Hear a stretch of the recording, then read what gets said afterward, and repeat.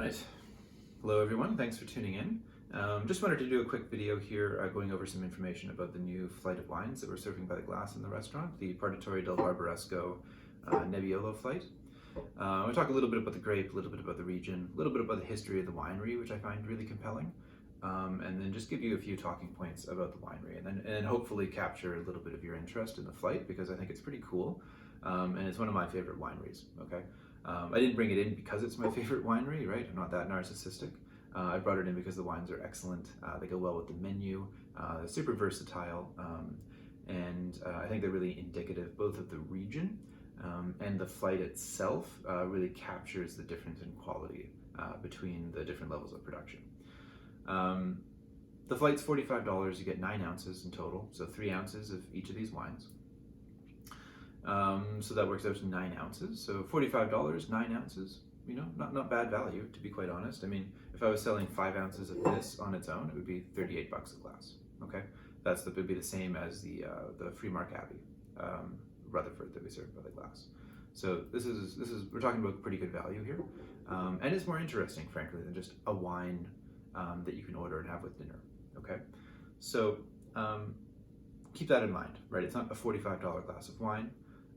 It is a $45 9-ounce glass of wine, or $45 for 2 ounces of 2 glasses of wine.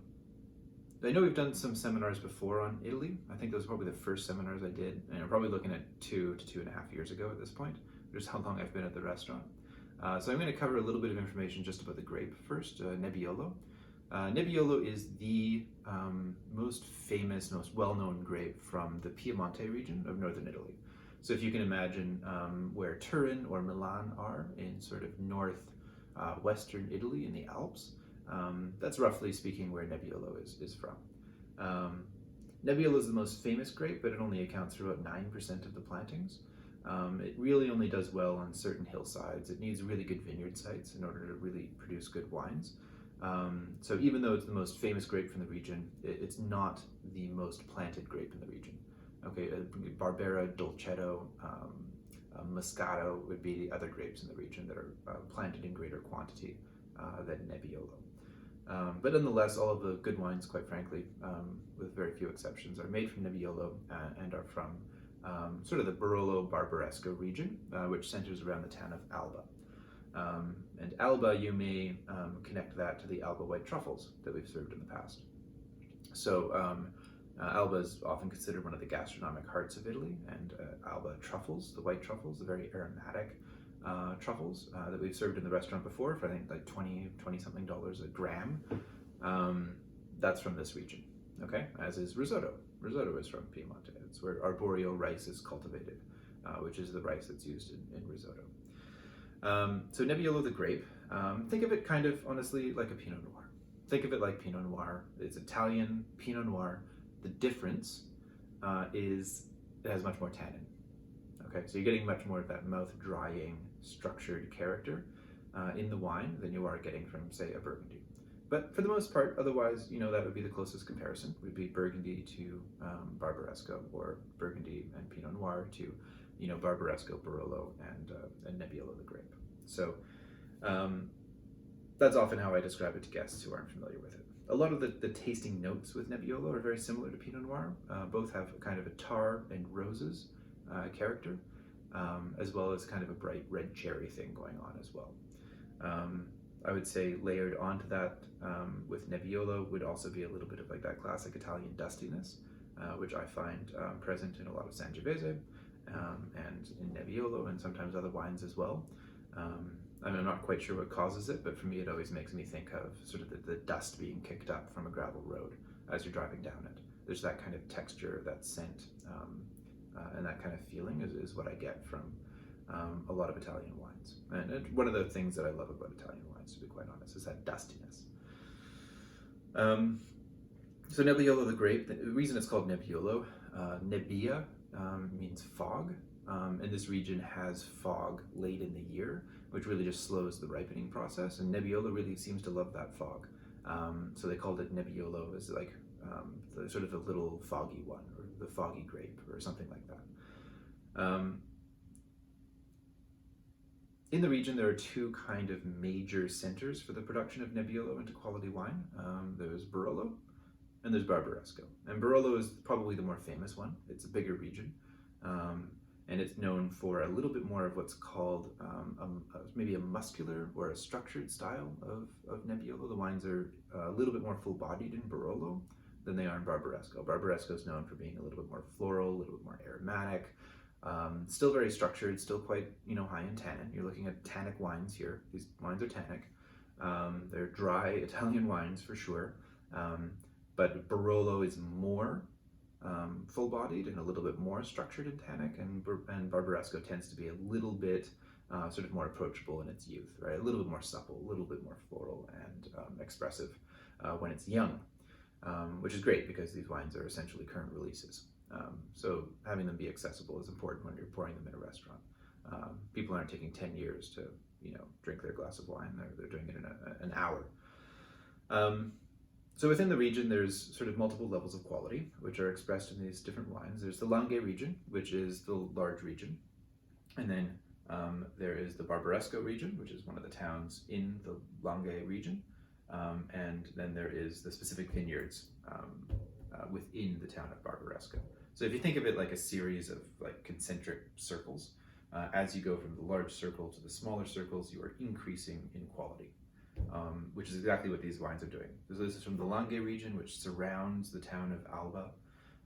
This is from Barbaresco, which is a town in the Langhe zone, and then this is a particular vineyard in the town of Barbaresco, right? So you're narrowing your geographic focus as you move from this wine to this wine and then to this wine, okay? And you're increasing in quality as you move from this wine to this wine to this wine. This would be $30 on the shelf. This would be $50 on the shelf. This would be $70-something on the shelf.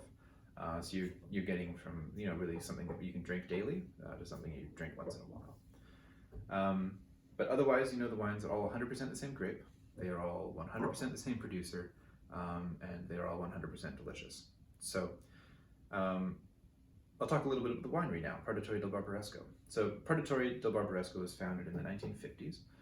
Basically, Barbaresco at that time was very poor. Italy had had a rough half of the first 50 years of the 20th century. So, going from the First World War into fascism and then the Depression and then the Second World War, really, really quite a hard time. And it wasn't until the 1950s that Italy really started sort of really recovering in any meaningful way from that series of disasters. This producer was founded during that period of poverty by a parish priest who noticed that a lot of farmers were leaving the region, young farmers, talented young farmers who had been there for generations were leaving because they could not make a living, they could not support their families. Basically back then you grew grapes and you sold them to a winery. The winery would produce the wine and they would keep the profits, okay? So the winery is keeping the money, the farmers are getting almost nothing. The farmers are not just producing grapes, they're producing other crops. And as a result of that, very difficult to get out of that cycle of poverty and very difficult to really produce quality wines in that kind of situation. So the parish priest, I think his name was Don Fiorino. So he collected 19 struggling growers and unified them to produce their own winery. None of the growers individually had the resources, nor frankly the production quantities to justify having a winery on their own, but together they could do it, and that's exactly what happened. So that was the founding of the Produttori del Barbaresco. And since then, Barbaresco has become a real touchstone of quality in the region. The wines are always great value. This might be $70, which is expensive, but what you're getting for $70 would compare to $100, $150 a bottle from another producer. So the wines are always great value. This is one of the best value wines in the world, in my opinion. It's $50 on the shelf, but it's still among one of the cheapest Barbarescos, and quite frankly, blows a lot of them out of the water in terms of quality, ages super well, super delicious stuff, and has a really important place in the history of the region. So about the wine specifically, the Langhe Nebbiolo here is intended to be kind of drunk young. It's not meant to be cellared. It's not meant to be aged. It's meant to be accessible and juicy and floral and fresh, and it is tart. It is a tart and fresh style of wine. more simple than the others, although I wouldn't call it a simple wine. It has a fair bit going on. You do get a little bit of the tar. You're mostly getting sort of red cherry and roses. Um, Very, very accessible and something you can drink by the glass and not think about it too much. Although it is a good wine. I actually really enjoy this. If I can't decide on anything else at the liquor store, I'll often pick up one of these because I know I'll like it.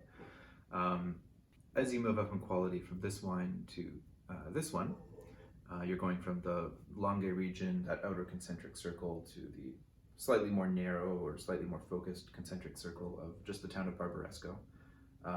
This is where you get into much more structure. So you definitely take a leap from here to here in terms of the amount of tannin. The acidity is about the same, but you get much more concentration of fruit. You get much more tar and earth and savory character in this, sort of more spiciness to it as well. A little bit more full bodied. This is really quite a light bodied wine. This one you're getting more into the medium bodied spectrum for sure. And definitely much more structure, a little bit tighter, but really delicious stuff and something that will age very, very well. 2016 was a fantastic vintage, really all across Italy for the most part. So you've gone from the region to the town, and now we're in the specific vineyard within the town that's known for quality. So this is produced every year, and this is produced every year. This is only produced in great vintages. 2015 was a great vintage for Barbaresco, as was 16, so I look forward to seeing the comparison. 2015 was quite warm across Europe, and Bordeaux is famous for being quite full-bodied in 2015. Same goes in Tuscany. There are 9 of these single vineyards that are produced by the Produttori del Barbaresco. Again, they're only produced in good vintages. This is particularly the Monte Stefano vineyard, but there's Avello, there's Rapaya, there's Paille, Asili, Porra, Rio Sordo, a couple of others. I won't go through them all.